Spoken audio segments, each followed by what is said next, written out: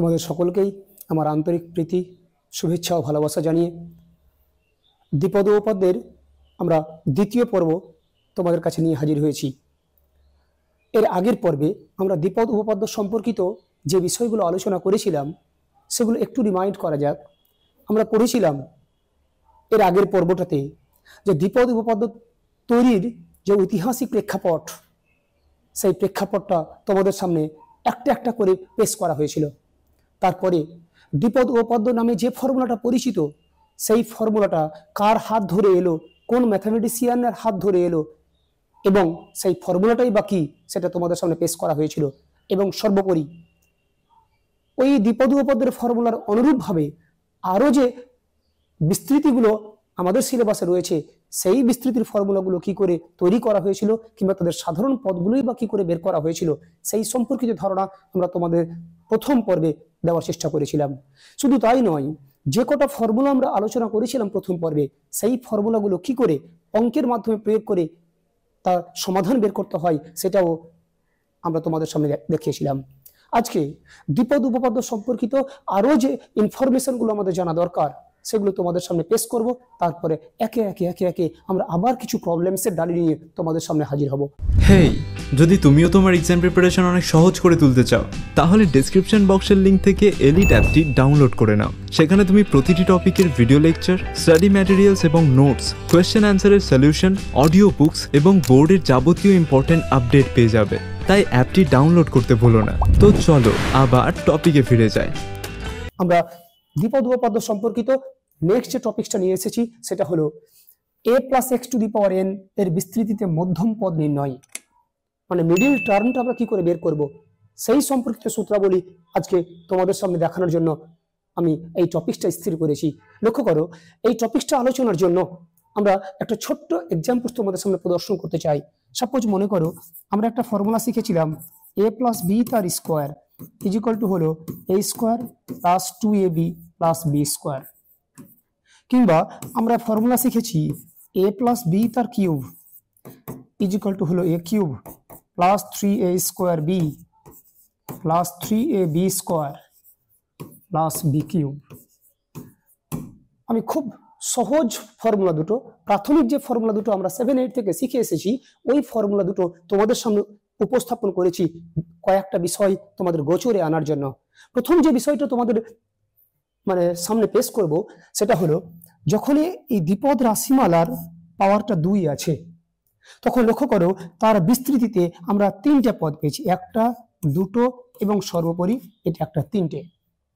পাওয়ার যখন 2 তখন তার বিস্তৃতিতে পদ সংখ্যা হলো তার সাথে 1 যোগ, অর্থাৎ 2 প্লাস 1 মানে 3।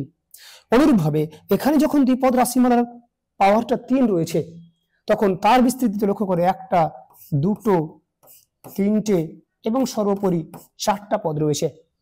তার মানে আমরা এরকম ভাবে শিখবো যে কোনো দ্বিপদ রাশিমালার বিস্তৃতি যখন করব, আমরা এই পাওয়ারটার দিকে ধ্যান দেব। পাওয়ারটা যা আছে ওর বিস্তৃতিতে পদ সংখ্যাটা হবে ওর সাথে 1 যোগ করে দেব, অর্থাৎ এর বিস্তৃতিতে পদ সংখ্যা হবে n প্লাস 1। যদি পাওয়ারে 10 থাকে তাহলে এর বিস্তৃতিতে পদ সংখ্যা হবে 10 প্লাস 1 অর্থাৎ 11টি। যদি পাওয়ারে 50 থাকে তাহলে তার বিস্তৃতিতে মোট কতগুলি পদ থাকবে, 50 প্লাস 1 অর্থাৎ 51টি।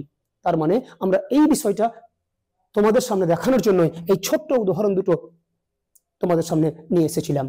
এখন যে কথাটা বলবো, যে এই যে পাওয়ার n, এখানে তো স্পষ্ট করে সংখ্যার উল্লেখ নেই, যাতে করে আমরা বুঝতে পারবো যে ওই n এর মানটা কত।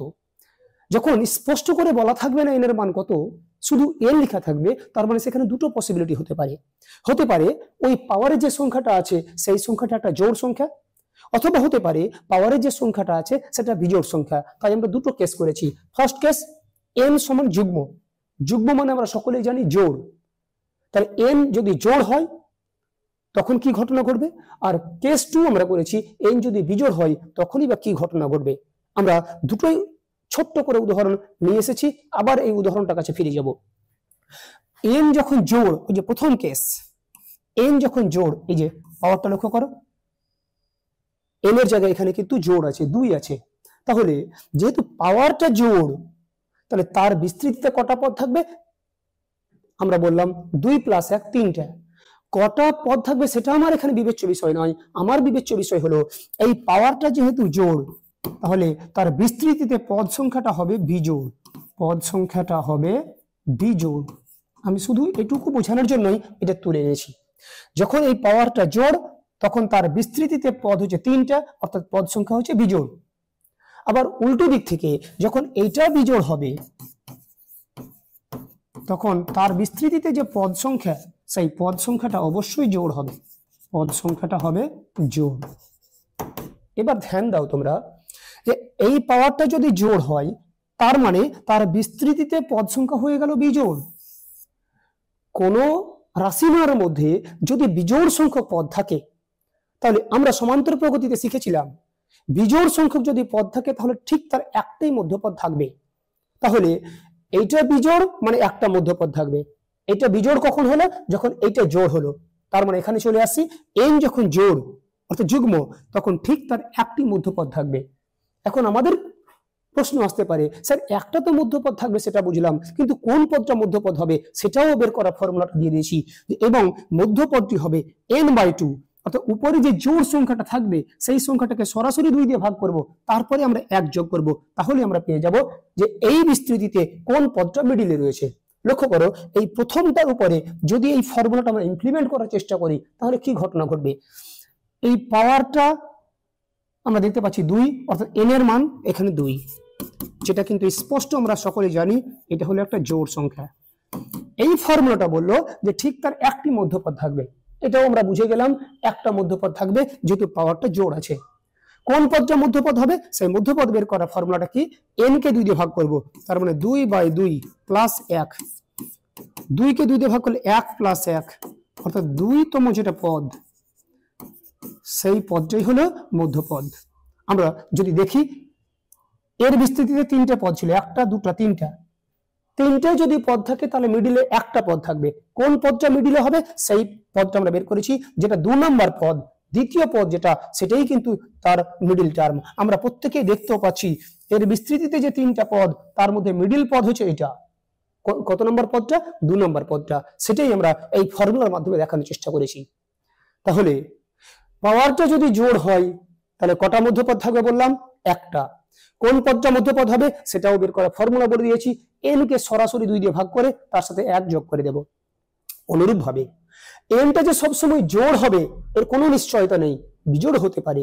যদি nটা বিজোড় হয়ে যায়, ঠিক যেমনটি এখানে n এর মান বিজোড়, তাহলে তার বিস্তৃতিতে পদ সংখ্যা হবে জোড়।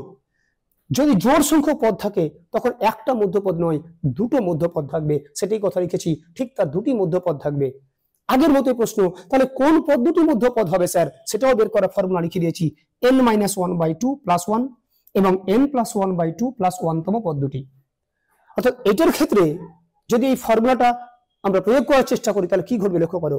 n মানে অযুগ্ম, এই যে 3, অর্থাৎ এটার সাথে এটাকে যদি কম্পেয়ার করি, n এর জায়গায় বসে আছে 3, তাহলে লিখছি এর ক্ষেত্রে n সমান হলো 3। তাহলে যেহেতু পাওয়ারটা বিজোড়, এই যে লেখা আছে n সমান বিজোড় বা অযুগ্ম, তাহলে এর বিস্তৃতিতে 2টো মধ্যপদ থাকবে। কোন কোন পদ 2টো মধ্যপদ থাকবে সেটা আমরা এই ফর্মুলার আলোকে ব্যাখ্যা করার চেষ্টা করছি। এই ফর্মুলাতে আমরা বসিয়ে দেব n এর মান 3, তাহলে 3 - 1/2 প্লাস 1, আরেকটা হচ্ছে 3 + 1/2 প্লাস 1। তাহলে 3 কে 1 দিয়ে ভাগ করলে 2/2 প্লাস 1, 3 আর 1 4, 4 কে 2 দিয়ে ভাগ করলে 4/2 প্লাস 1। তাহলে এখানে পড়ে থাকবে 2 কে 2 দিয়ে ভাগ করলে 1 প্লাস 1, 4 কে 2 দিয়ে ভাগ করলে 2 প্লাস 1, তাহলে 1 আর 1 2, 2 আর 1 3। তাহলে আমরা এই ফর্মুলার সাহায্যে পেলাম এর বিস্তৃতিতে ঠিক 2টো মধ্যপদ থাকবে। কত নম্বর পদ 2টো মধ্যপদ হবে? 2 নম্বর এবং 3 নম্বর পদ দুটো। তোমরা লক্ষ্য করো, এই যে 4টা পদ রয়েছে, এদের মিডিলে 2টো পদ আছে, এই 2 নম্বর পদটা আর 3 নম্বর পদটা। অর্থাৎ এটার মধ্য দিয়ে এই ফর্মুলাটার প্রয়োগ তোমাদের সামনে দেখানো হলো। তাহলে এই ফর্মুলাটুকু থেকে আমাদের সামর্থ্যটা কি হলো লক্ষ্য করো। আমরা দেখবো যে দ্বিপদ রাশিমালার বিস্তৃতি দেওয়া আছে তার পাওয়ারটা জোড় না বিজোড়। যদি জোড় হয় তাহলে বলবো একটা মধ্যপদ, যদি বিজোড় হয় তাহলে বলবো 2টো মধ্যপদ। যখন একটা মধ্যপদ থাকবে, কত নম্বর পদটা মধ্যপদ সেটা বের করা ফর্মুলা বলেছি, n কে সরাসরি 2 দিয়ে ভাগ করব, তার সাথে 1 যোগ করব। আর যদি বিজোড় হয়ে যায় তাহলে বলেছি দুটো মধ্যপদ থাকবে। কোন কোন পদ দুটো মধ্যপদ থাকবে? n-1/2 + 1 আর একটা n+1/2 + 1তম পদ দুটি। আর ওরই প্রয়োগ আমরা এই ছোট্ট দুটি উদাহরণের মাধ্যমে তোমাদের সামনে পেশ করার চেষ্টা করেছি। এখন আমরা এই ফর্মুলা কি করে কোনো অঙ্কের মাধ্যমে প্রয়োগ করে সমাধান বের করতে হয় সেই জিনিসটা নিয়ে হাজির হব। আমাদের এই চ্যাপ্টারের মধ্যে সবচেয়ে বেহতরিন অঙ্ক যে কটা রয়েছে তার মধ্যে এটা একটা। দেখাও যে x+1^2n এর বিস্তৃতিতে মধ্যপদের মান হয় এটা। মধ্যপদটা কত নম্বর পদ সেটা বের করতে বলেনি, মধ্যপদ এর মানটা কত সেটা এখানে খুঁজে বের করতে বলেছে। আমরা প্রথমত দেখব যে এর যে পাওয়ার, এই পাওয়ারটা জোড় না বিজোড়। এই যে পাওয়ারটা আছে 2n, কোন সংখ্যার সাথে যদি 2 গুণ থাকে তাহলে সর্বদাই সেই সংখ্যাটা জোড়। তাহলে যেহেতু এই পাওয়ারে 2 গুণ আছে তার মানে সেই সংখ্যাটা অবশ্যই জোড়। তাহলে পাওয়ারটা জোড় এটা বুঝে গেলাম। জোড় হলে কটা মধ্যপদ থাকে? এক্ষুনি বললাম একটা মধ্যপদ। তাহলে লিখছি যেহেতু ঘাত সমান, ঘাতটা কত? ঘাত বলতে পাওয়ার সমান 2n সমান জোড়, অতএব কটা মধ্যপদ থাকবে? একটা মধ্যপদ থাকবে। অতএব প্রদত্ত বিস্তৃতির একটি মধ্যপদ থাকবে এবং মধ্যপদটি হবে মানে আমি জানতে চাইছি কত নম্বর পদটা মধ্যপদ হবে। মধ্যপদ বের করা ফর্মুলা কি বললাম? যে এই পাওয়ারটাকে সরাসরি 2 দিয়ে ভাগ করব, তার সাথে 1 যোগ 2n কে 2 দিয়ে ভাগ করলে হলো n+1 তম পদটি। তার মানে এই বিস্তৃতির n+1 তম যে পদ সেই পদটা হলো মধ্যপদ। আমরা এখন দেখব ওই n+1 তম পদটা কত সেটা, কারণ ওটাই আমাকে প্রমাণ করতে বলেছে। তাহলে আমরা লিখছি এবারে therefore t of n+1, এই যে n+1 তম পদটা কত সেটাকে চিহ্নের মাধ্যমে আমরা এর আগের দিনে সূচিত করেছিলাম t of n+1 কিংবা t of r+1 নামে। আমরা ওই ফর্মুলাটা লিখেছি t of n+1।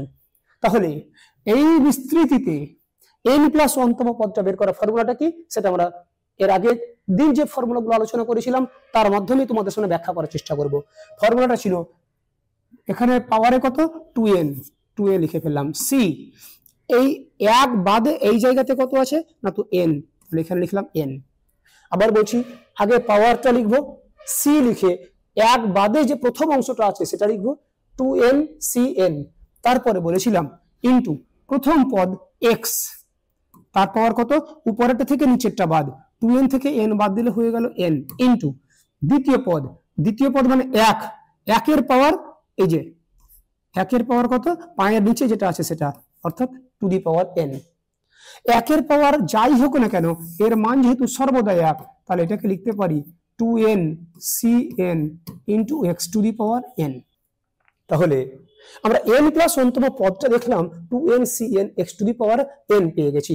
এবারে এইটাকেই আমরা কম্বিনেশনের ফর্মুলা দিয়ে ভেঙে এই অ্যান্সারটা নিয়ে আসার চেষ্টা করব। মুদ্রা কাজ কিন্তু যেটুকু ছিল সেই কাজটুকু আমরা করে নিয়েছি। যে প্রদত্ত বিস্তৃতি পাওয়ারটা জোড় না বিজোড় সেটা দেখেছি জোড়। তাহলে একটা মধ্যপদ থাকবে, কোন পদটা মধ্যপদ হবে সেটাও বের করেছি। তারপর দেখলাম ওই মধ্যপদের মানটা কত সেটা জানার জন্য যে ফর্মুলা এর আগের দিন ব্যাখ্যা করেছিলাম সেই ফর্মুলার আলোকে এটা পেলাম। এবার লক্ষ্য করো ইজিক্যাল টু 2n cn সমবায় চ্যাপ্টারে যে ফর্মুলা সেই তার মতো করে যদি ভেঙে দিই, উপরে যে সংখ্যাটা আছে তার ফ্যাক্টোরিয়াল অর্থাৎ 2n এর ফ্যাক্টোরিয়াল, নিচে যে সংখ্যাটা আছে তার ফ্যাক্টোরিয়াল ইনটু উপরেরটা থেকে নিচেরটা বাদ দিয়ে যে সংখ্যাটা পাবো তার ফ্যাক্টোরিয়াল। তাহলে 2n থেকে n বাদ দিলে পাবো n তার ফ্যাক্টোরিয়াল ইনটু যেমনটি এখানে ছিল x to the power n, ওই রকমটি রেখে দিলাম। এর ফলে কি ঘটবে লক্ষ্য করো ইজিক্যাল টু ফ্যাক্টোরিয়াল 2n। এই কথাটাকে আমরা ভাঙতে শুরু করব। কিভাবে ভাঙবো তার জন্য একটা এক্সাম্পল পেশ করছি, লক্ষ্য করো। যদি আমাকে বলা হয় যে ফ্যাক্টোরিয়াল 6 সমান কত, তাহলে নিশ্চয়ই আমরা 6 থেকে এক এক করে কমাতে শুরু করব। এক এক করে কমাতে কমাতে আমরা কত দূর পর্যন্ত যাব না তো 1 পর্যন্ত যাব।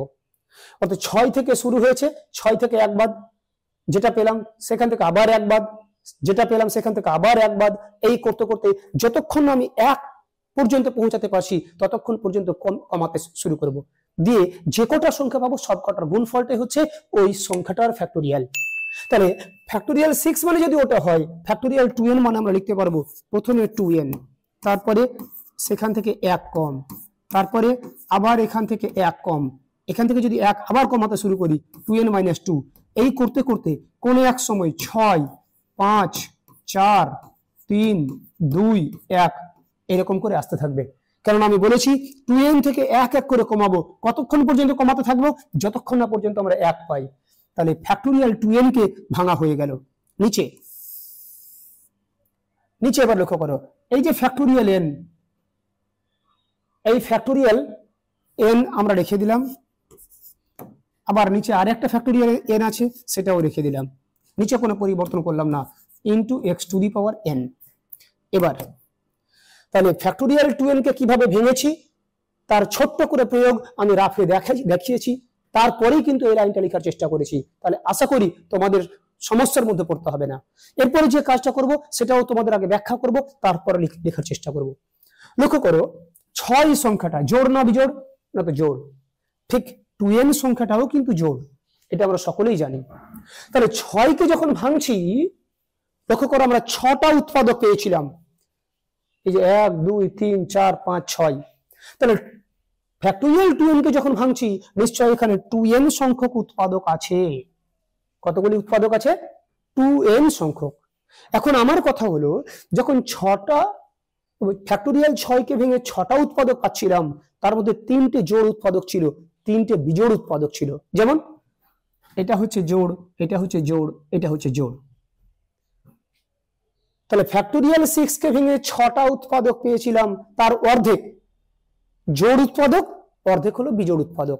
ঠিক একই রকম ভাবে ফ্যাক্টোরিয়াল 2n কে ভেঙে আমরা 2n সংখ্যক উৎপাদক পেয়েছি বটে, কিন্তু তার মধ্যে অর্ধেক সংখ্যক, অর্থাৎ 2n কে যদি 2 দিয়ে ভাগ করি n সংখ্যক হলো জোড় উৎপাদক, আর বাকি n সংখ্যক হলো বিজোড় উৎপাদক। তাহলে জোড় উৎপাদক কোনগুলো সেগুলো আলাদা করব, বিজোড় উৎপাদক যেগুলো সেগুলোকে সেপারেট করব। জোড়গুলো লক্ষ্য করো 2n, যেগুলোর সাথে 2 গুণ আছে সেগুলো জোড় উৎপাদক। এটা বাদ দিয়ে যেখানে 2n - 2, এই করতে করতে এখানে চলে এলাম 6, তারপরে 4, তারপরে 2, এগুলো হলো জোড় উৎপাদক। আর বাকি যেগুলো থাকলো সেগুলো নিশ্চয়ই বিজোড় উৎপাদক। কি থাকলো? এখানে 2n - 1, এই করতে করতে একটা সময় এখানে 5, 3, তারপরে 1 এরকম পাবো। তাহলে কি করেছি লক্ষ্য করো, ওই 2n সংখ্যক উৎপাদকই লিখেছি, কিন্তু দুটো ভাগে ভাগ করে লিখেছি। আমি জোড় উৎপাদকগুলো একসাথে, বিজোড় উৎপাদকগুলো আর একসাথে লিখেছি। জোড় উৎপাদক কতগুলি আছে? তো অর্ধেক n সংখ্যক। আবার বিজোড় উৎপাদকগুলি কতগুলি আছে? সেটাও হচ্ছে অর্ধেকটা, অর্থাৎ n সংখ্যক। নিচে যেমনটি ছিল আমি সেই লাইনটা লিখে দেব, factorial n into factorial n into কি গুণ ছিল? x⁴n। এবার আবার আরো একটা টেকনিক আমাদেরকে জানতে হবে, সেই টেকনিকটাই এখানকার মধ্যে সবচেয়ে ভালো টেকনিক। কি বলছি লক্ষ্য করো, এই যে এখানে n সংখ্যক পদ রয়েছে, প্রত্যেকটা পদ থেকে আমরা 2 করে একটা অংশ কেটে নেব। অর্থাৎ এখান থেকে যদি 2 নিয়ে নিই, তাহলে বাইরে নিশ্চয়ই 2 রেখে দিলাম, ভিতরে তাহলে কি থাকবে? n থাকবে। এই পদটা থেকে 2 কেটে নিলাম, অর্থাৎ 2 দিয়ে ভাগ করে দিলাম, তাহলে বাইরে যখন 2 দিয়েছি ভিতরে নিশ্চয়ই n পড়ে থাকবে। আবার যখন দ্বিতীয় পদ এখান থেকে যদি 2 কেটে নিই, খুব ভালো করে ধ্যান দেবো আমরা, তাহলে এখানে আর একটা 2 হয়ে যাবে, তাহলে ভিতরে কত থাকবে? n - 1। এবার এই জায়গাটা অত্যন্ত যত্ন সহকারে দেখার চেষ্টা করো। যখন একটা পদ আর এটা একটা পদ, দুটো পদ থেকে 2 2 করে কেটেছি, তখন বাইরে 2 গুলো দুটো আছে। অর্থাৎ যদি দুবার 2 না লিখে আমি একবারে 2 লিখি, তাহলে 2 এর পাওয়ার 2 লিখলেই চলবে, কারণ 2 গুণ তো 2 মানেও 4, 2 এর স্কোয়ার মানেও 4। তার মানে আমি তোমাদেরকে এটা বোঝাতে চাইছি, যদি এখানে আরো একটা সংখ্যা থাকতো, সেখান থেকে যদি 2 নিই, তাহলে এখানে আর একটা 2 আসতো। তার মানে নিয়মটা কি হলো, এখানে যতগুলি পদ আছে প্রত্যেকটা পদ থেকে 2 যেহেতু একটা একটা করে কেটে দিচ্ছি, তাহলে বাইরে 2 গুলো কটা থাকবে না, তো এখানে ভিতরে যতগুলো পদ আছে ঠিক 2 গুলো তত সংখ্যকই থাকবে। তোমাদের সামনে যেমন দেখালাম, এখানে যদি দুটো পদ থাকে 2 গুলো দুবার আছে বাইরে, যদি 3টে পদ থাকতো তাহলে 2 গুলো নিশ্চয়ই বাইরে 3টে নিতাম, যদি 10টা পদ থাকে 2 গুলো বাইরে 10টা আসবে, তাহলে এখানে 2 কতবার আছে, তো n সংখ্যক বার আছে, কারণ পদ তো n সংখ্যক বার। তাহলে আগে বলে দিই যে ডট ডট করে এখান থেকে 2 যদি কেটে নিই তাহলে এখানে 3 পড়ে থাকবে, একটা 2 এদিকে চলে এসেছে মনে করো, এখন অ্যাডজাস্ট করে নিই। এখান থেকে যদি একটা 2 কেটে নিই 2 পড়ে থাকবে, তাহলে আরেকটা যে 2 সেটা বাইরে পড়ে আছে। এই করতে করতে এখান থেকে যদি 2 কেটে নিই তাহলে নিশ্চয়ই সেখানে 1 পড়ে থাকবে। তাহলে ভিতরে কতগুলি পদ ছিল বলেছিলাম, n সংখ্যক। প্রত্যেকটা পদ থেকেই তো একটা করে 2 আমরা এইদিকে জমা করে রেখেছিলাম। তাহলে অ্যাকচুয়ালি এই 2টা যদি আমরা মুছে দিই তাহলে 2 টু দি পাওয়ার n পড়ে থাকবে। এই ধারণাটা আমাদের স্পষ্টভাবে বোঝা লাগবে। যদি না বুঝতে পারি তাহলে 2 টু দি পাওয়ার n এর গল্পটা আমরা কখনোই বুঝতে পারবো না। আবার ব্যাখ্যা করবো সেটাকে। আমি প্রথমে দুটো পদ নিয়ে রেখেছিলাম, যখন 2n এবং 2n-2 মাত্র দুটো পদ ছিল তখন কি করেছি, এখান থেকে 2 একটা বাইরে বের করলাম তাহলে n থাকবে। এখান থেকে 2 যদি বাইরে বের করে দিই তাহলে এখানে আরেকটা 2 ছিল, এখানে n-1। তার মানে নিয়মটা হলো এখানে যটা পদ থেকে 2 কমন নেব, এখানে দুটো পদ সেখান থেকে 2 করে কাটছিলাম তাহলে বাইরে 2 গুলো দুটো থাকছিল। যদি 3টে পদ থাকে 2 গুলো বাইরে 3টে আসবে, মানে 2 টু দি পাওয়ার 3 হবে। যদি 5টা পদ থেকে 2 গুলো কেটে নিই তাহলে 2 গুলো বাইরে 5টা, 2 টু দি পাওয়ার 5 হবে। এখানে n সংখ্যক পদ, প্রত্যেকটা পদ থেকে আমরা 2 করে কেটে নিয়েছি, তাহলে বাইরে 2 গুলো n সংখ্যক বার আছে, অর্থাৎ 2 টু দি পাওয়ার n হয়ে গেছে। যেই 2 টু দি পাওয়ার n হয়ে গেছে প্রত্যেকটা পদ থেকে কিন্তু আমরা 2 কেটে নিয়ে এখানে লেখার চেষ্টা করেছি। আশা করি বুঝতে পেরেছো। বাদ বাকিটা যেমন আছে আমরা ওই রকমই সেম লিখে দেব, কিন্তু এদিক থেকে না লিখে এদিক থেকে লিখবো 1 3 5 ডট ডট 2n-1 লিখে দিলাম। আর নিচে যে রকমটি ছিল কোনো পরিবর্তন করব না, factorial n into factorial n into কি ছিল x to the power n, সেটা রেখে দিলাম। এখন যদি আমরা সঠিকভাবে ফ্যাক্টোরিয়ালকে বোঝার চেষ্টা করি তাহলে লক্ষ্য করো ফ্যাক্টোরিয়াল n এই কথাটা মানে কি হবে। ফ্যাক্টোরিয়াল 6 মানে যদি এটা হয় তাহলে ফ্যাক্টোরিয়াল n মানে নিশ্চয় n থেকে শুরু হবে, তারপরে 1 কমবে, তারপরে এই কমতে কমতে কমতে কমতে এক সময় 3 2 1 পর্যন্ত এসে থামবে, কেননা ফ্যাক্টোরিয়াল ডেফিনিশনই ছিল সেটা। এখন ওই ডান দিকটার সাথে যদি এটাকে কম্পেয়ার করে লক্ষ্য করো, n থেকে শুরু হয়েছে 1 করে কমলো, আবার 1 করে কমলো, এই করতে করতে একটা সময় 3 2 1 পর্যন্ত পৌঁছে গেল। তার মানে এই প্রথম সেকেন্ড ব্র্যাকেটের মধ্যে যেটা আছে সেটা মানেই হলো অ্যাকচুয়ালি ফ্যাক্টোরিয়াল n, আর ওই ফ্যাক্টোরিয়াল n এর সাথে নিচের একটা ফ্যাক্টোরিয়াল n কেটে গেল।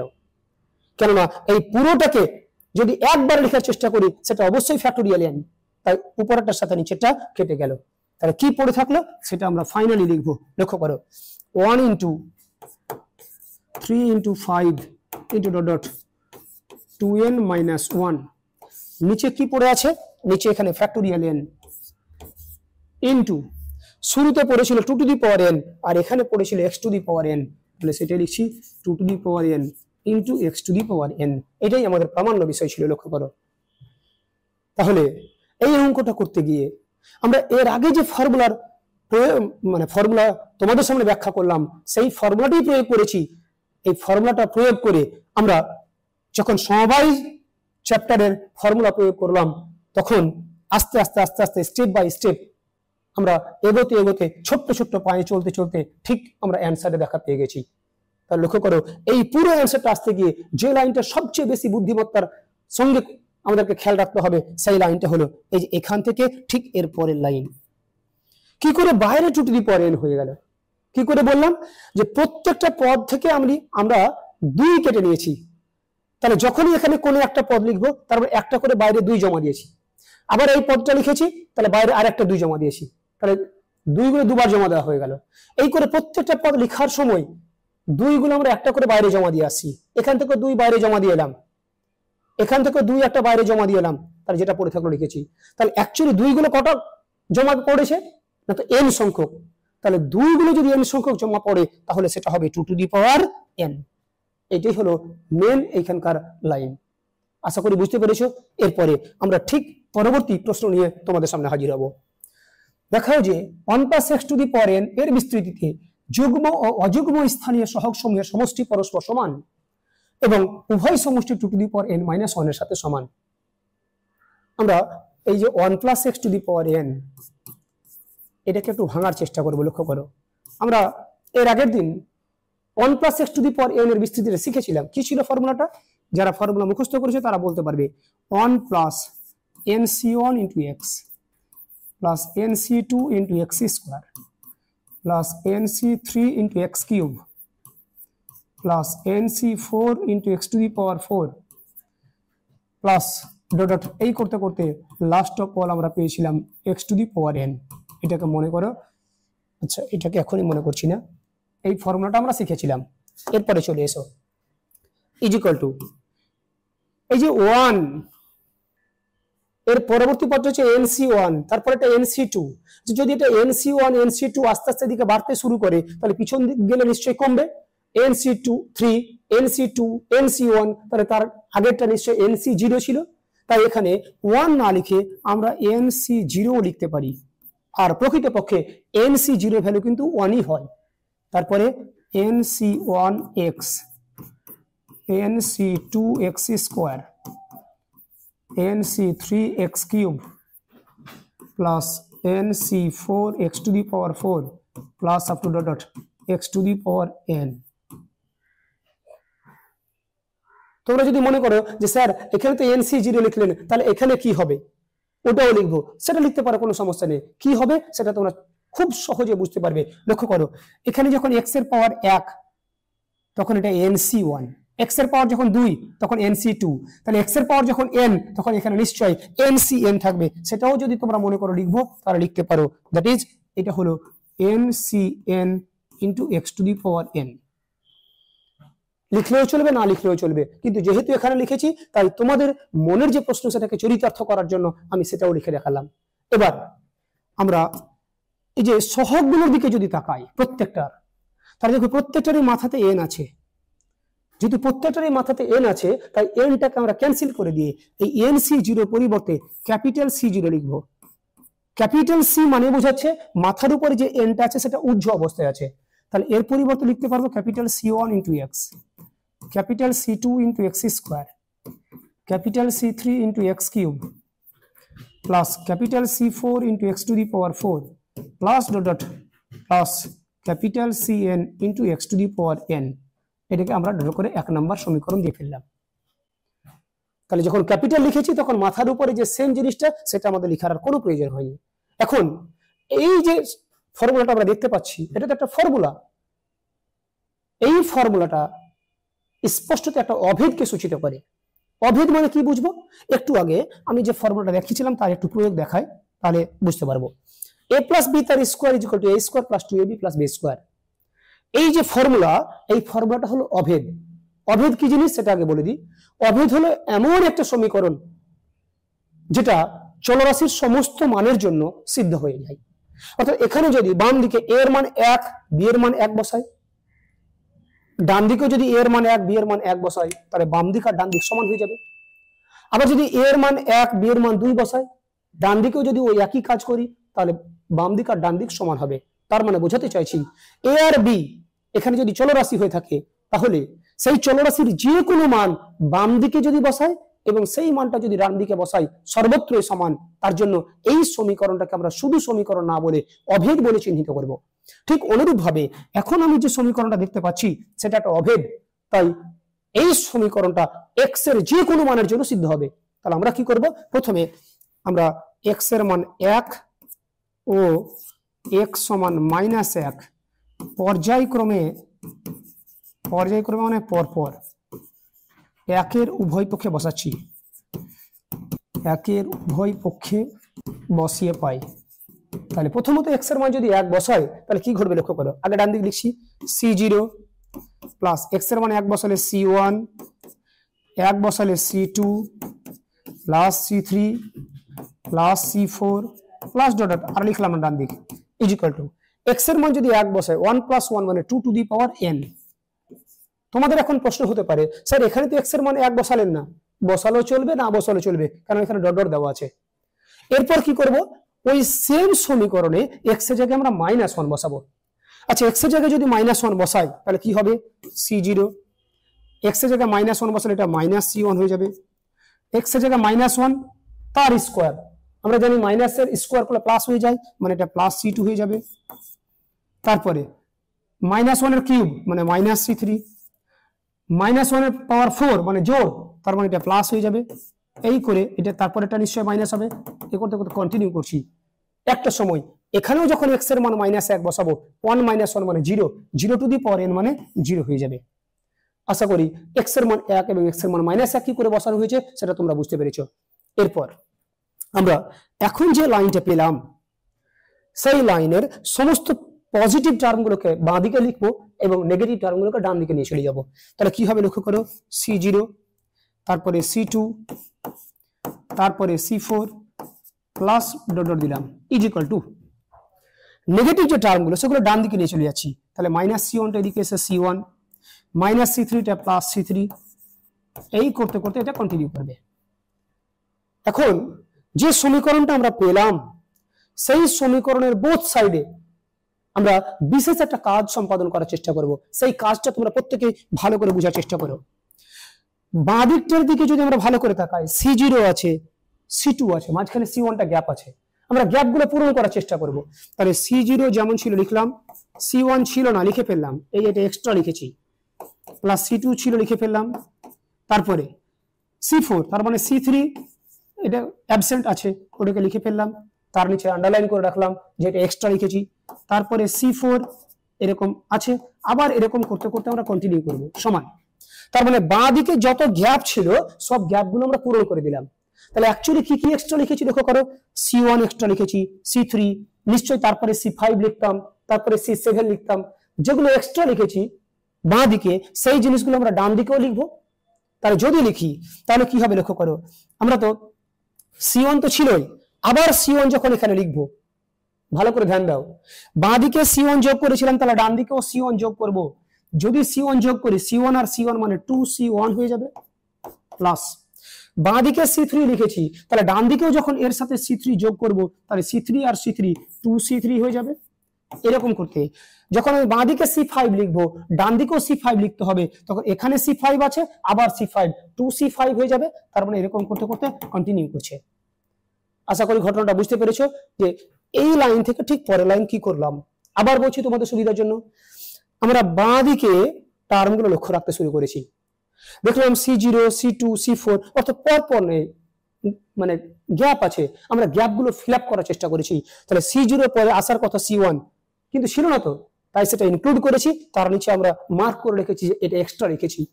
একই রকম c2 লিখে দিলাম, c2 পরে c4 আছে, আবার গ্যাপ আছে, তাহলে আবার c3 দিয়ে সেই গ্যাপটা মেকআপ করার চেষ্টা করেছি, তারপরে c4, আবার এরপরে নিশ্চয়ই গ্যাপ তৈরি হবে, সেই গ্যাপের মধ্যে c5 কে ইনক্লুড করব। এই করতে করতে আমরা সমস্ত গ্যাপগুলো মেকআপ করে দিয়েছি। তাহলে অ্যাকচুয়ালি গ্যাপগুলো মেকআপ করতে গিয়ে কি পেয়েছি লক্ষ্য করো, c1 যোগ করতে হয়েছে এক্সট্রা। তাহলে বাঁ দিকে যদি c1 যোগ করি তাহলে ডান দিকেও নিশ্চয়ই c1 যোগ করতে হবে, তাহলে c1 যোগ আর এখানে c1 2c1 হয়ে যাবে। c3 যোগ করেছি বাঁ দিকে, এরও ডান দিকে যদি c3 যোগ করি 2c3 হবে। এই করতে করতে ডান দিকের সমস্ত পদগুলোর সাথে 2 গুণ হয়ে যাবে। আশা করি বোঝা গেছে। এবার কি পেলাম, আমি এদিকে চলে আসছি। দেয়ারফর এই যে বাঁ দিকে c0 plus c1 plus c2 plus c3 plus c4 plus dot dot, এই লাইনটা আর এই লাইনটা একবার লক্ষ্য করো তোমরা, এই লাইনটা আর উপরের লাইনটা একদম সেম। তাহলে এর ভ্যালুটা আমরা বলতেই পারি 2 two the power n, this is equal two 2 two the power n is equal two, বাঁ দিকের ভ্যালুটা তো 2 টু দি পাওয়ার n হলো, ডান দিক কি অবস্থায় আছে, ডান দিক থেকে আমরা 2 কমন নিয়ে নেব। তাহলে 2 কমন নিলে c1 plus c3 plus dot dot, তাহলে ফাইনালি কি পাবো লক্ষ্য করো, দেয়ারফর এই দুইটা দিকে ভাগ হয়ে চলে আসবে, তার মানে c1 plus c3 plus dot dot, finally c1 লিখলাম, c3 লিখলাম plus dot dot is equal two, সূচকের নিয়ম অনুযায়ী ভাগ যদি থাকে তাহলে পাওয়ারটা বিয়োগ হয়ে যায়। তাহলে উপরে 2 টু দি পাওয়ার n, নিচে 2 এর পাওয়ার কিছু নেই মানে 1 আছে, তাহলে অ্যাকচুয়ালি সেটা হয়ে যাবে 2 two the power n minus 1। তাহলে আমরা প্রমাণ করতে পারলাম c1 plus c3 plus dot dot is equal two 2 two the power n minus 1। এবার তোমাদেরকে আরো একটা লাইনের কাছে নিয়ে যাব, যে লাইনটা আমরা এখানে পয়েন্ট করলাম লক্ষ্য করো, যে c1 plus c3 plus dot dot is equal to হলো 2 two the power n minus 1। তাহলে এর পরিবর্তে ওর মানটা যদি এখানে বসিয়ে দিই তাহলে আমরা এর মানটা পেয়ে যাব। লিখছি অতএব C0 plus C2 plus C4 plus up to dot dot এর ভ্যালুটাও হচ্ছে নিশ্চয় 2 two the power n minus.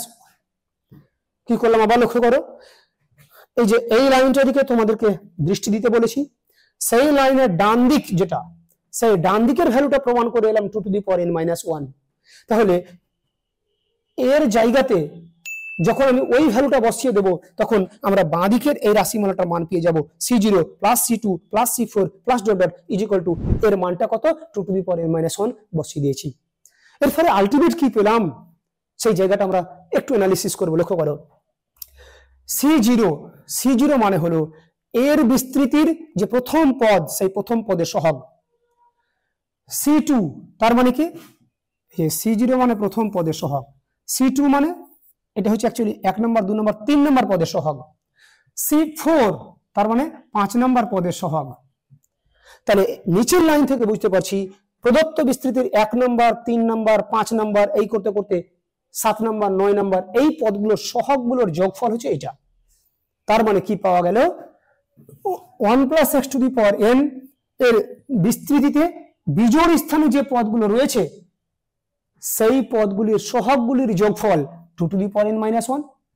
শুধু তাই নয়, ওই বিস্তৃতি এই যে এই লাইনটা যদি খেয়াল করি C1 মানে 2 নম্বর পদ এর সহগ, C3 মানে 4 নম্বর পদের সহগ। আমরা কিন্তু অনেক সময় ভুল করে দিই যে স্যার এটা 3 আছে তার মানে তো 3 নম্বর পদ না। ভালো করে দেখো তোমরা, 1 নম্বর 2 নম্বর 3 নম্বর 4 নম্বর, তাহলে এটা হচ্ছে 4 নম্বর পদের সহগ। একই রকম C5 যেটা সেটা 6 নম্বর পদের সহগ। তাহলে এই লাইনটা থেকে বুঝতে পারছি যে 1 plus x to the power n এর বিস্তৃতিতে জোড় স্থানে যে পদগুলো রয়েছে সেই পদগুলোর সহগগুলোর যোগফল কত 2 two the power n minus 1। তাহলে এটা দেখে বিজোড় বলে মনে হলেও প্রকৃতপক্ষে সেগুলোই হলো জোড় স্থানে অবস্থিত পদগুলির সহগগুলির যোগফল। এগুলো দেখে জোড় বলে মনে হলেও প্রকৃতপক্ষে এগুলো হলো ওই বিস্তৃতির বিজোড় স্থানে যে পদগুলো রয়েছে তাদের সহগগুলির যোগফল। আমরা দেখলাম দুটো ক্ষেত্রে যোগফলটা কিন্তু same 2 two the power n minus 1। এটাই ওরা প্রমাণ করতে বলেছিল। দেখাও যে 1 plus x to the power n এর বিস্তৃতিতে যুগ্ম মানে জোড় ও বিজোড় স্থানীয় সহগ সমূহের জোড় আর বিজোড় স্থানীয় যে সহগগুলো রয়েছে তাদের সমষ্টি মানে যোগফল পরস্পর সমান। এটা লক্ষ্য করো, জোড় স্থানে যে সহগগুলো রয়েছে তাদের সমষ্টি এটা যা হয়েছে, বিজোড় স্থানে যে সহগগুলো রয়েছে তাদের সমষ্টিটাও সেম একই হয়েছে, পরস্পর সমান, এবং তাদের value 2 two the power n minus 1 এর সাথে সমান হয়ে গেছে। আশা করি তোমরা বুঝতে পেরেছো যে কিভাবে অঙ্কটা তোমাদের সামনে পরিবেশন করা হলো। এক্ষেত্রে একটা জিনিস যেটা ধ্যান দিয়ে দেখতে হবে, C1 মানে কখনো 1 নম্বর পদ বলবো না, C1 মানে 2 নম্বর পদের সহগ, C3 মানে 4 নম্বর পদের সহগ। তার মানে এইগুলির মধ্য দিয়ে বোঝানো হয়েছে সমস্ত জোড় স্থানে অবস্থিত পদগুলির সহগগুলির সমষ্টি। এর মধ্য দিয়ে দেখানো হয়েছে যে সমস্ত বিজোড় স্থানে অবস্থিত যে পদগুলো তাদের সহগগুলির সমষ্টি তারা পরস্পর সমান, যার ভ্যালুটা 2 two the power n minus 1। বাদ বাকি গোটা অঙ্কের ভিতরে ক্যালকুলেশনে কোনো জটিলতা আমরা দেখতে পাইনি। এরপরে নেক্সট লক্ষ্য করো, 1 plus ax plus 2x square to the power 6 এর বিস্তৃতিতে x স্কয়ার এবং x টু দি পাওয়ার 11 এর সহগ যথাক্রমে 27 আর মাইনাস 192 যদি হয় তাহলে প্রমাণ করতে বলেছি a ইকুয়াল টু মাইনাস 1। এই অঙ্কটা পরীক্ষায় তোমাদের মানে ভীষণই ইম্পর্টেন্ট, পরীক্ষায় পড়ার মতো অঙ্ক। কিন্তু আমার এটাও মানে কি বলতে ইচ্ছা করছে, এই ধরনের অঙ্ক যদি পরীক্ষায় আসে তাহলে সেই অঙ্কটা পরীক্ষায় নামাতে গেলে অন্যান্য অঙ্কের তুলনায় এটাকে স্পেশাল ভাবে কেয়ার নিয়ে বাড়িতে প্র্যাকটিস করা দরকার। আর না হলে কিন্তু অঙ্কটা পরীক্ষায় পড়লেও আমরা করে আসতে পারবো না। আমাদের টার্গেট থাকবে যে অঙ্কটাকে কি করে পরীক্ষার সময় করে আসতে পারবো, আর সেটার জন্য এখন অত্যন্ত যত্ন নিয়ে ধৈর্য নিয়ে তোমাদেরকে জিনিসটা বোঝা লাগবে। যদি ভালো করে বুঝতে পারো পরীক্ষার আগে বারবার তুমি এটাকে মানে রিভাইজ করতে শুরু করো, যতক্ষণ না পর্যন্ত মানে স্মুথলি অঙ্কটা নেমে যায় ততক্ষণ পর্যন্ত প্র্যাকটিস করা থামিয়ে দিবে না, আর না হলে অঙ্কটা পরীক্ষায় নামবে না। তাহলে কি করছি লক্ষ্য করো, 1 plus ax plus 2x square to the power 6। এই অঙ্কটা এই কারণে তোমাদেরকে অত্যন্ত ধ্যান নিয়ে যত্ন সহকারে করতে বলছি যে এর আগে আমরা সব জায়গাতে দুটো পদ দেখেছিলাম, এখানে 3টে পদ আছে। তিনটে পদ থাকলেও সেটাকে দুটো পদের মতো করেই এটাকে কনসিডার করার চেষ্টা করব। এই যে এইটাকে মনে করছি আমরা একটা পদ, এটা হচ্ছে রিমেইনিং আর একটা পদ। তাহলে এটা প্লাস এটা দুটো পদ হয়ে গেল, তার পাওয়ার 6। এটার বিস্তৃতিকরণে যে ফর্মুলা আগে সেটাকে ভেঙে দেব। তাহলে কি হবে 1 plus ax to the power 6 plus তারপরে কি ছিল 6c1 ইন্টু প্রথমটার পাওয়ার কত, এটা থেকে এটা বাদ 5 ইন্টু দ্বিতীয়টা 2x স্কোয়ার টু দি পাওয়ার কত, পায়ের নিচে যেটা আছে সেটা, প্লাস 6c2 প্রথমটা লিখছি 1 প্লাস ax তারপর কত 6 থেকে 2 বাদ 4 ইন্টু দ্বিতীয়টা 2x স্কোয়ার তার পাওয়ার কত 2 এর তারপর হচ্ছে 2, যেহেতু পায়ের নিচে আছে 2। এইভাবে কন্টিনিউ করছে। একটা সময় আস্তে আস্তে আস্তে আস্তে লক্ষ্য করো আমি ডট দিতে শুরু করলাম, 6c3 হবে দিয়ে পদগুলো হবে, 6c4 দিয়ে হবে। এই করতে করতে আমি সবকটা পদ লিখলাম না, সাপোজ 6c5 লিখে ফেললাম। 6c5 মানে ওর সাথে কি গুণ থাকবে, প্রথম পদ এর পাওয়ার 6 থেকে 5 বাদ মানে 1 ইন্টু দ্বিতীয় পদ তার পাওয়ার এর পায়ের নিচে যেটা আছে সেটা। ফাইনালি আমরা কি পাবো যে ax 6c6 আগে লিখে ফেলি, প্রথমটা লিখছি 1 প্লাস ax তার পাওয়ার কত, এটা থেকে এটা বাদ মানে 0 ইন্টু দ্বিতীয়টা 2x স্কোয়ার পাওয়ার 6। 66 যখন হয়ে গেল নিশ্চয়ই এটাই লাস্ট পদ হবে, এরপরে আর কোনো পদ থাকা সম্ভব নয়, কেননা 6টা পদ ছিল, আমি 6টাকে নিয়ে নিয়েছি, এর পরবর্তীকালে আর কোনো পদ তৈরি করতে আমরা পারবো না। তাহলে প্রথম কাজ, যে রাশিমালাটা বলেছিল সেটাকে দ্বিপদ উপপাদ্যের ফর্মুলা যেভাবে প্রয়োগ করে সেইভাবে প্রয়োগ করে বিস্তৃতি করেছি। এর পরের লাইনটা এটাও একটু ভালো লাগবে, কিন্তু তারপরের লাইনটা খুব বেহতরিন লাইন। আমরা আবার এটাকে ভাঙতে শুরু করব।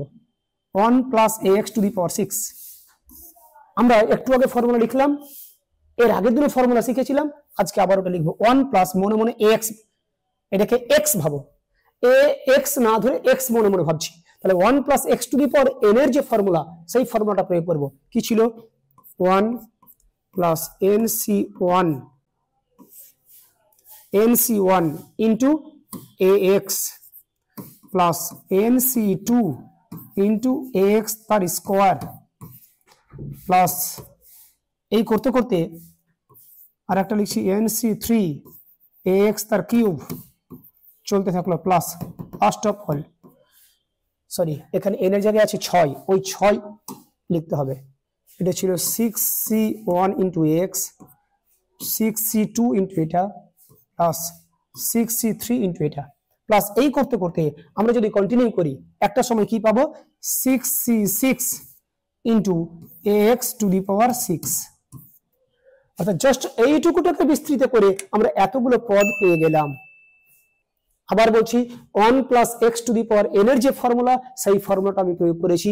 ফর্মুলাটা ছিল 1 প্লাস nc1, n বলতে 6c1 into x plus 6c2 into x square plus 6c3 into X cube plus dot 66 into X to the power 6। অর্থাৎ প্রথমটাকে বিস্তৃতকরণ করা হয়ে গেল।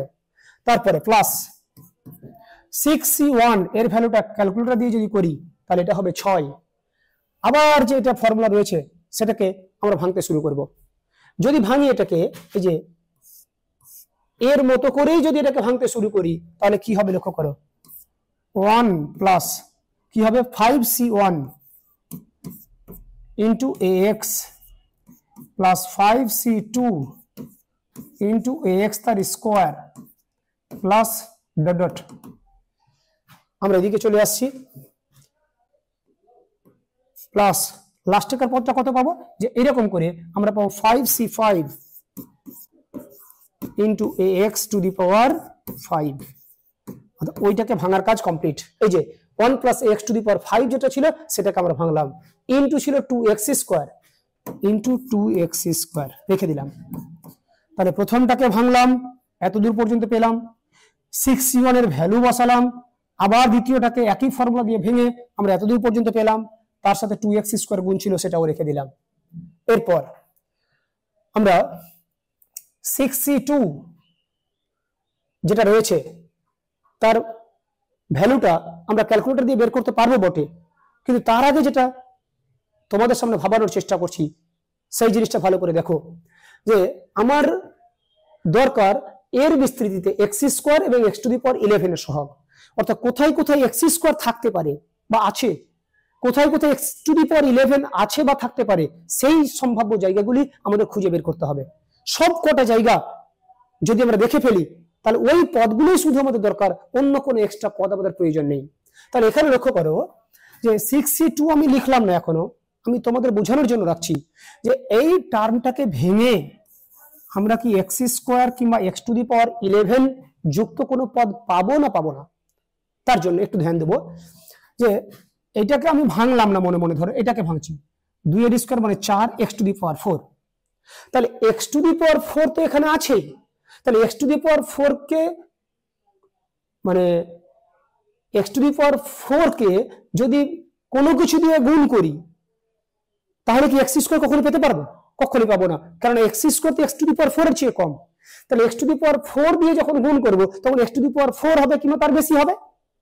তাহলে এখান থেকে এক্স স্কোয়ার কখনোই খুঁজে বের করা সম্ভব নয়। এবার দেখবো স্যার এক্স স্কোয়ার খুঁজে বের করা সম্ভব নয়, এটা তো বুঝলাম যেহেতু এক্স টু দি পাওয়ার 4 থেকে শুরু হচ্ছে, কিন্তু এক্স টু দি পাওয়ার 11 তো থাকতে পারে। হ্যাঁ, তোমাদের সাথে আমি সহমত। এবার দেখবো এক্স টু দি পাওয়ার 11 কি পাবো, সেটার জন্য এবার লক্ষ্য করো 1 প্লাস এক্স টু দি পাওয়ার 4, এটাকে যদি আমরা ভাঙতে শুরু করি ম্যাক্সিমাম এখানে এক্স টু দি পাওয়ার 4 পাবো, তার তো বেশি পাবো না। কেননা এই যে 1 plus x to the power 6, এটাকে যখন ভেঙেছিলাম maximum x to the power 6 পেয়েছিলাম। এই যে লক্ষ্য করে এক্স টু দি পাওয়ার 6 পাওয়ার যত থাকবে এক্স এর পাওয়ার ম্যাক্সিমাম সেটা হবে, তার তো বেশি হবে না। তাহলে এটাকে যখন ভাঙতে শুরু করবে এক্স এর পাওয়ার ম্যাক্সিমাম 4, তাহলে এখানে এক্স এর পাওয়ার 4, এখানেও এক্স এর পাওয়ার 4, দুটোকে যদি গুণ করে দিই গুণের সময় পাওয়ারটা যোগ হয়ে যায়, অর্থাৎ এক্স এর পাওয়ার 8 হবে, অর্থাৎ এক্স টু দি পাওয়ার 11 আমরা পাবো না। তাহলে তোমাদেরকে বোঝানোর চেষ্টা করলাম এই যে মানে 6c2 দিয়ে যে টার্মটা, সেই টার্মটা এরকম করে বিস্তৃত করে আমাদের কোনো লাভ নেই, যেহেতু সেখানে এক্স স্কোয়ারও পাবো না, এক্স টু দি পাওয়ার 11ও পাবো না। তাই তার নিচে জিঙ্ক লাইন দিয়ে ডিনোট করা হয়েছে যে ওটা লেখার আমাদের প্রয়োজন নেই। এরপরে আস্তে আস্তে চলে আসছি এই যে প্লাস ডট ডট দিয়ে দিলাম, অর্থাৎ এই পদটা বাদ দিয়ে দিলাম, তারপরে যেমন ডট ডট ছিল ডট ডট দিয়ে দিলাম, এই পদের কাছে চলে এলাম প্লাস 65। এর ভ্যালু তোমরা যদি ক্যালকুলেটর দিয়ে করো তাহলে বুঝতে পারবে 65 এর ভ্যালু হচ্ছে 6। এবার লক্ষ্য করো 1 প্লাস এক্স যেমন ছিল রেখে দিলাম ইন্টু এখানে 2 এর পাওয়ার 5 মানে 32, এক্স টু দি পাওয়ার 2 তার পাওয়ার 5, তার মানে actually x to the power 5 দুগুণা 10। লক্ষ্য করো এই পদটা কেন লিখেছি, এই যে এক্স টু দি পাওয়ার 10 আর এখানে এক্স আছে, যদি গুণ করি তাহলে এক্স টু দি পাওয়ার 11 আমরা পাবো, তাই মাঝখান থেকে ওই পদটা আমাকে লিখতে হয়েছে। প্লাস এই যে পদটা রিমেইনিং যে পদটা পড়ে রয়েছে দেখো 66, এর ভ্যালু ক্যালকুলেটর দিয়ে যদি করি কিংবা এমনি ফর্মুলা দিয়েও বলতে পারবো, তার ভ্যালু 1, কোনো কিছুরই পাওয়ার 0 মানে 1, তাহলে এটাও 1 এটাও 1, এক্স এর পাওয়ার এখানে কত আসবে 12, তাহলে এক্স এর পাওয়ার 12 তো আমার প্রয়োজন নেই, আমার দরকার আছে এক্স স্কোয়ার আর এক্স টু দি পাওয়ার 11। তাহলে এই পদটা লিখলেও চলবে না লিখলেও চলবে, আমাদের কোনো প্রয়োজন নেই, তবু লিখে রাখছি। লক্ষ্য করো 66 মানে 1, এটার ভ্যালু হচ্ছে 1 ইন্টু পরে থাকলো 2 এর পাওয়ার 6 মানে 64 ইন্টু এক্স টু দি পাওয়ার কত 6 দুগুণী 12, যদিও এটা লেখার প্রয়োজন নেই। এই যে যেহেতু লেখার প্রয়োজন নেই তার জন্য আমি তার নিচে কিঙ্ক লাইন দিয়ে রিপ্রেজেন্ট করেছি, ওটা লিখলেও চলবে না লিখলেও চলবে। তাহলে প্রকৃতপক্ষে আমি এই সেকেন্ড লাইন কি করলাম, প্রথম পদটাকে ভেঙেছি, 6c1 এর ভ্যালু 6 লিখেছি, আবার এটাকে ভেঙেছি, তারপর 2x স্কয়ার যেমন ছিল রেখেছি, বাদ বাকি এই পদটা বাদ দিয়ে দিলাম, তারপরে ডট ডটের ভিতরে পদগুলো বাদ দিয়ে দিলাম, একদম এই পদের টার্মগুলো লিখেছি, আর এই পদটা লিখলেও পারি না লিখলেও পারি, কোনো সমস্যা নেই। এবার কেন ওই পদগুলো লিখিনি তার পিছনে যুক্তি পেশ করেছি। এবার যেটা দেখাবো এই পদগুলো আমরা যে লিখেছি নিশ্চয়ই তার যৌক্তিকতা আছে।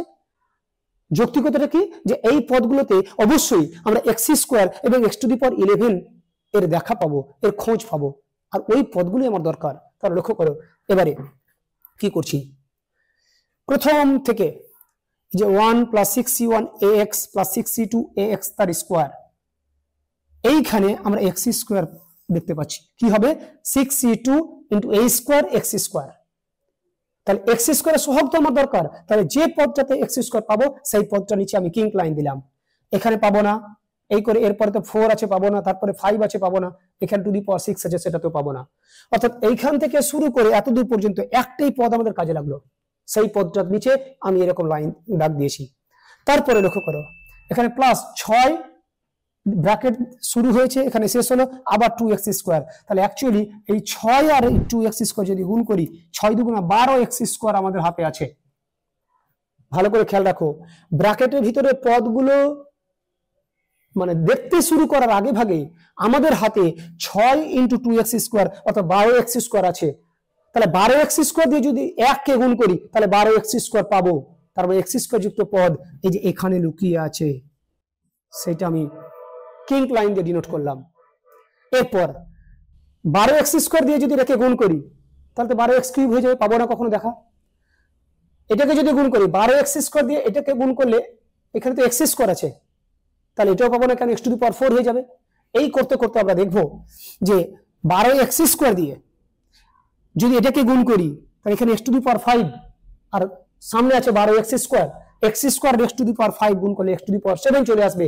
অর্থাৎ এইখান থেকেও আমি জাস্ট একটাই পদ পেয়েছি x² যুক্ত, বাদ বাকি কোনো পদগুলো আমাদের কাজের পদ নয়। তাহলে দুটো পদ পেয়েছি, এখানে একটা পদ আর এই যে এখানে একটা পদ, যার সাথে 6 দুগুণা 12x² গুণ আছে। তাহলে দুটো পদ কাজের পেয়েছি। এবার চলে আসছি এই যে এখানে 6 × 32x⁶, 6 32 192, x⁻10, 6 32 192 x⁻10, তাকে যদি এইটার সাথে গুণ করি এই যে এইটুকুটার সাথে, তাহলে x⁻10 এর সাথে x যদি গুণ করি তাহলে x⁻11 পাবো। অর্থাৎ এই পদটা থেকে আমরা x⁻11 এর দেখা পাবো, এই পদটা আমাদের কাজের। তাহলে এতগুলো বিস্তৃতি করে আমি জাস্ট 3টে পদের দেখা পেলাম, যার দুটো পদে x² আছে, একটা পদে x⁻11 আছে। আমরা সেই পদগুলো লিখছি। অতএব x² এর সহগ, x² এর সহগ, লক্ষ্য করো কোন পদটাতে পেয়েছিলাম, এই পদটাতে। এখানে x² এর সহগ লিখবো, মানে x² এর সাথে যেটা গুণ আছে সেটা লিখবো। কি গুণ আছে? 6c2, এখানে a² x², তাহলে শুধু লিখবো a², কেননা x² এর সহগ বলতে x² এর সাথে যেটা গুণ আছে সেটাকে বুঝবো। তারপরে চলে আসছি এইখানে একটা আমি x² পাবো। কি করে বললাম? 6 দুগুণা 12x² গণিত 1, 12x² কে 1 দিয়ে গুণ করলে 12 x² তো লিখতে পাবো না, তাই লিখিনি। তাহলে টোটাল x² এর সহগ হলো এটা, এবং x⁻11 এর সহগ x⁻11 এখানে পাবো কি করে? 6 32 92 x⁻10, তাকে ax দিয়ে যদি গুণ করি তাহলে 192a ইন্টু x, এখানে আছে, এখানে x⁻10 মানে x⁻11, তাহলে x⁻11 এরই তো সহগ লিখছি, তাই x⁻11 কতটা লিখবো না, শুধু 192, আর এখানে a আছে, a লিখে দেবো। ওর সাথে আরো একটা পদ ছিল x⁻11, কিন্তু ওর সাথে যেটা গুণ আছে সেটাই যেহেতু সহগ নামে পরিচিত, তাই সহগ লেখার সময় আমরা ওই কথাটা লিখে নিই। তাহলে x² এর সহগ পেয়ে গেছি, x⁻11 এর সহগ পেয়ে গেছি। এবার আমরা করব শর্তানুসারে। ওরা বলে দিয়েছে কি, লক্ষ্য করো, x² এর সহগ 27, তাহলে 6c2 a² plus 12 equal to হলো 27। এটা যদি ক্যালকুলেশন করি 6c2 এর ভ্যালু তোমরা ক্যালকুলেটর দিয়ে করো তাহলে বুঝতে পারবে। 6c2 এর ভ্যালু হচ্ছে 15 a² ইকুয়াল টু, এই 12টা ওদিকে চলে গেলে 27 মাইনাস 12 ইকুয়াল টু হচ্ছে 15। তাহলে এখান থেকে a² ইকুয়াল টু 15 দিয়ে যদি ভাগ করে দিই 1 হয়ে গেল, তার মানে a equal to plus minus 1। তাহলে প্রথমটা থেকে এর ভ্যালু পেলাম। একই রকম লিখছি আবার, এখানে x⁻11 এর সহগ 192a, আর এখানে x⁻11 এর সহগ হচ্ছে মাইনাস 192। তাহলে বোথ সাইড থেকে যদি 192 ক্যান্সেল করে দিই, এর মান -1। তাহলে দুটো থেকে আমি অ্যাকচুয়ালি কি পাবো লক্ষ্য করো, এখানে a এর ভ্যালু +1 -1, এখানে a এর ভ্যালু -1। তাহলে দুটোকে যদি আমরা একসঙ্গে সিদ্ধ করাই তাহলে a এর কোন মানটা নেব না, তো a এর ভ্যালু -1 লিখছি। অতএব নিম্ন এর মান সমান হলো -1। কেন? -1 মানটা দু জায়গাতে আছে। তাহলে এই অঙ্কটা পরবর্তী ক্যালকুলেশনটা সহজ, কিন্তু এক্স স্কোয়ার আর এক্স টু দি পাওয়ার 11 কোথায় আছে এই খুঁজে বের করাটাই বুদ্ধিমত্তার পরিচয়। যদি আমরা এটাকে মানে বুদ্ধিমত্তার সঙ্গে করতে পারি, একদম সাবলীল ভাবে খুঁজে বের করার চেষ্টা করতে পারি, তাহলেই অঙ্কটা পারবো, আদারওয়াইজ কিন্তু অঙ্কটা পারবো না। তাহলে আশা করি তোমাদের সামনে অত্যন্ত ডিটেলসে দেখানো হলো কি করে এক্স স্কোয়ার আর এক্স টু দি পাওয়ার 11 এই পদ দুটোকে খুঁজে বের করতে হয় সেই জায়গাটা। এরপরে নেক্সট একটা প্রবলেম তোমাদের সামনে দেখাবো, লক্ষ্য করো। n যার মান 1 এর চেয়ে বড়, সেটা যদি ধনাত্মক পূর্ণ সংখ্যা হয় তাহলে প্রমাণ করতে বলেছে এর মানটা 225 দ্বারা বিভাজ্য হবে। তাহলে এটাকে আগে লিখছি, লক্ষ্য করো 4 two the power 2n plus 2।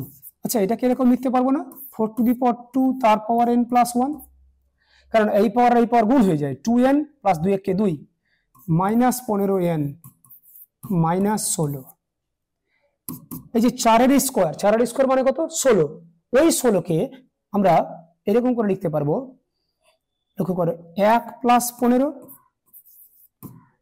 তারপর কত আছে n প্লাস 1, তারপরে মাইনাস 15n মাইনাস 16।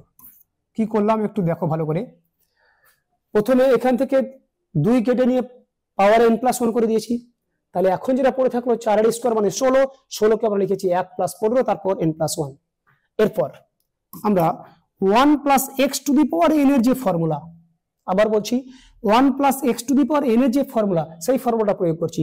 ফর্মুলাটা ছিল 1 প্লাস n বলতে এখানে n plus 1 c1 into x মানে 15, তারপরে কি ছিল n plus 1 c2 into 15 square, তারপরে কি n plus 1 c3 into 15 cube plus এরকম করে ডট চলছে।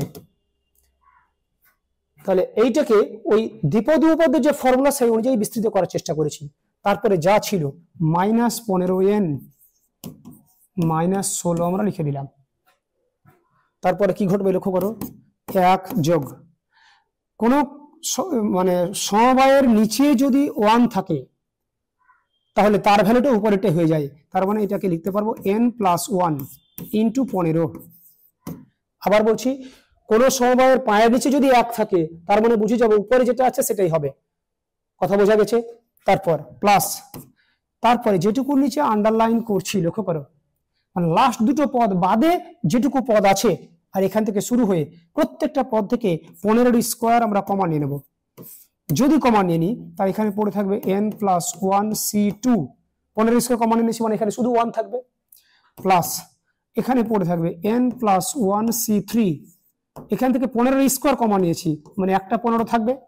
এই করতে করতে সব কটা থেকে আমরা 15 স্কোয়ার কমা নিয়ে নিয়েছি, কাজ হয়ে গেল। আর লাস্টে যে পদ দুটো ছিল সেই পদ দুটো আমরা লিখে দিলাম মাইনাস 15n মাইনাস 16। এরপরে কি ঘটবে লক্ষ্য করো, 1 রাখলাম প্লাস n দিয়ে গুণ করলে 15n প্লাস 15 কে 15 প্লাস 15 স্কোয়ার মানে হলো 225, আর এটা যেমন ছিল ভিতরে রেখে দেবো n plus 1 c2 n plus 1 c3 into 15 plus dot dot minus 15n minus 16। এখন লক্ষ্য করো এই যে 15n আর এই 15n কেটে যাবে, 1 আর এই 15 যোগ করলে কত হবে 16, তাহলে এই 16 আর এইদিকে আর 16 কেটে গেল, তাহলে ফাইনালি কি পড়ে থাকলো 225 into n plus 1 c2 plus n plus 1 c3 into 15 plus dot dot. তাহলে লক্ষ্য করো এটা এমন একটা রাশিমালা যার টোটালটার সাথে 225 গুণ আছে, তাহলে এটাকে আমরা 225 দিয়ে ভাগ করতেই পারি। তাই বলেছে যে সর্বদা 225 দ্বারা বিভাজ্য, লিখে দিচ্ছি স্পষ্টতই ইহা 225 দিয়ে বিভাজ্য। ব্যাস, খুব সহজ অঙ্ক। আমরা শুধুমাত্র দ্বিপদ উপপদের যে বিস্তৃতি ফর্মুলা এর আগে দিন বলেছিলাম 1 plus x to the power n, সেই ফর্মুলাটা যদি সুন্দর করে ফেলতে পারি তাহলে এই ধরনের যে কোনো প্রশ্নের অ্যান্সার আমরা খুব সহজে পেয়ে যাব। আশা করি বুঝতে পেরেছো। এরপরে নতুন একটা প্রবলেম তোমাদের সামনে দেখাবো, লক্ষ্য করো। 1 plus x to the power n এর বিস্তৃতিতে প্রথম 3টি পদ সমান্তর প্রগতিতে যদি থাকে, আগে প্রথম 3টি পদ লিখে নিই। 1 plus x to the power n এর বিস্তৃতি করতে জানি আমরা কি 1 plus nc1 into x plus nc2 into x square plus dot dot, আর লিখলাম না, কেননা ওরা বলছে এর বিস্তৃতিতে প্রথম তিনটি পদ, এই যে 1 নম্বর পদ, সরি এটা 1 হবে, 1 নম্বর পদ, এটা হচ্ছে 2 নম্বর পদ, আর এটা হচ্ছে 3 নম্বর পদ। বলছে এর বিস্তৃতিতে প্রথম তিনটি পদ সমান্তর প্রগতিতে থাকলে, তাহলে ওই প্রশ্নের ভাষা অনুযায়ী লিখছি according to question 1, nc1x, nc2x square সমান্তর প্রগতিভুক্ত, সমান্তর প্রগতিভুক্ত। সমান্তর প্রগতি থাকার শর্ত কি ছিল? দ্বিতীয় পদ থেকে প্রথম পদ বাদ দেব, nc1x - 1, যা পাবো তৃতীয় পদ থেকে দ্বিতীয় পদ বিয়োগ করে আমরা একই রেজাল্ট পাবো। আচ্ছা, একটু আগে বললাম কোন সমবায়ের পায়ের নিচে যদি 1 থাকে তাহলে উপরে যেটা থাকে সেটি তার ভ্যালু, মানে nx - 1। nc2 এর ফর্মুলা সমবায় চক্রের মতো করে আমরা ভেঙে দেব। কি ফর্মুলা? উপরে যেটা আছে তার ফ্যাক্টোরিয়াল, নিচে যেটা আছে তার ফ্যাক্টোরিয়াল, উপরেটা থেকে নিচেরটা বাদ দিয়ে যেটা পাবো তার factorial, into x square minus, এই তো নিচে 1 আছে, তার মানে পুরো এই সমবায়টার মান হচ্ছে n ইন্টু এক্স। তাহলে লক্ষ্য করো কি হচ্ছে, এই মাইনাস এনএক্সটাকে যদি এদিকে নিয়ে চলে আসি, এখানে তো nx - 1 ছিল, এটা এদিকে নিয়ে চলে এসে প্লাস nx হয়ে গেল, ইজিক্যাল টু এই n এর ফ্যাক্টোরিয়ালটাকে আমরা ভাঙতে শুরু করব। কিভাবে সেটা একটু রাফে দেখাচ্ছি। ফ্যাক্টোরিয়াল 6, এটাকে আমি একটু আগে ভেঙে তোমাদের সামনে দেখিয়েছিলাম, 6, 5, 4, 3, 2, 1, এটা হচ্ছে তার অ্যাকচুয়াল ডেফিনেশন।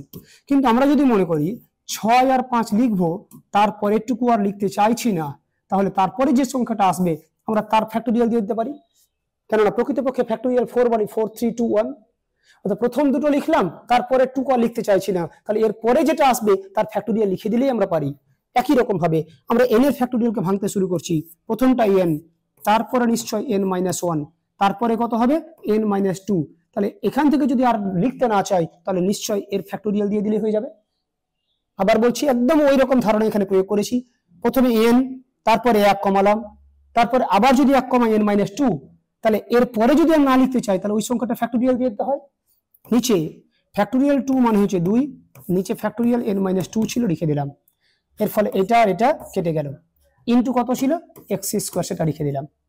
এবার আমরা কোনাকুনি গুণ করব, লক্ষ্য করো এর কিছু নিচে কিছু নেই, মানে 1 আছে, তাহলে n into n - 1 into x square, n into n - 1 into x square is equal two 2 দিয়ে যদি এটাকে গুণ করি 2nx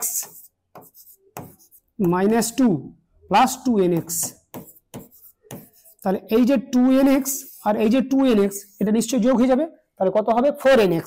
তাহলে লিখছি n into n - 1 into x square, এই 4nxটা এদিকে চলে এলে -4nx আর -2টা এদিকে চলে এলে +2 ইজিক্যাল টু 0। ব্যাস, এটাই আমাদের প্রামাণ্য বিষয় ছিল। আশা করি তোমরা বুঝতে পেরেছো কি করে এই অঙ্কটার সমাধান আস্তে আস্তে ধাপে ধাপে তোমাদেরকে বুঝিয়ে পরিবেশন করা হলো। তোমরা আমার কথাগুলো যদি অ্যাটেনশনালি ভালো করে শুনে থাকো, বাড়িতে ওই অনুযায়ী যদি প্র্যাকটিস করো, তাহলে দ্বিপদ উপপাদ্য সম্পর্কিত যা ধারণা ছিল সব ধারণাগুলো তো পরিষ্কার হবেই, উপরন্তু এখান থেকে যে অঙ্কগুলো পরীক্ষায় আসার মতো অত্যন্ত ইম্পর্ট্যান্ট সেই অঙ্কগুলোর সমাধান তোমাদের কাছে অত্যন্ত সাবলীল হয়ে যাবে। আজকে এই পর্যন্তই, ভালো থেকো, সুস্থ থেকো। এরপরে আমরা দ্বিপদ উপপাদ্যের পরবর্তী কিছু প্রবলেম তোমাদের সামনে নিয়ে এসে তোমাদের দ্বিপদ উপপাদ্য সম্পর্কিত বাকি যে কাজ সেই কাজগুলোকে কমপ্লিট করে দেওয়ার চেষ্টা করব। এই ধরনের এডুকেশনাল ভিডিও আরও দেখতে চ্যানেলটিকে সাবস্ক্রাইব করে এলিট পরিবারের মেম্বার হয়ে যাও। Thank you so much and always remember, knowledge worth sharing.